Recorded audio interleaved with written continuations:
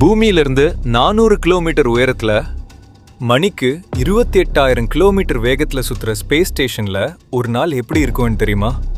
அங்க இருக்கிறவங்களுக்கு காலையில 6 மணிக்கு நாள் தொடங்கும். ஆனா அவங்களுக்கு காலை மாலைன்னு எதுவும் கிடையாது. ஏன்னா ஒரு நாளைக்கு 16 தடவை சூரியன் உதிக்கிறதையும் மறையறதையும் பார்க்கறாங்க.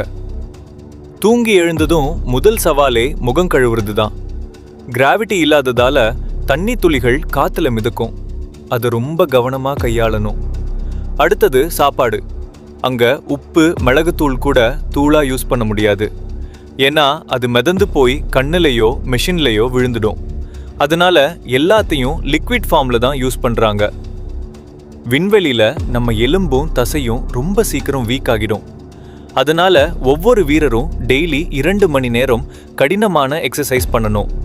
அவர்களோட முழு பகல் நேரமும் சயின்ஸ் எக்ஸ்பெரிமெண்ட் மற்றும் ஸ்பேஸ் ஸ்டேஷன் மெயின்டெனன்ஸ்ல தான் போகும். கடைசியா நைட் 10 மணிக்கு தூக்கம். ஆனா அப்படியே மிதந்து போய் எதுலையாவது இடிச்சுக்காம இருக்க சுவர்ல இருக்கும் ஸ்லீப்பிங் பேக்குக்குள்ள தங்களை கட்டிக்கிட்டு தான் தூங்குவாங்க.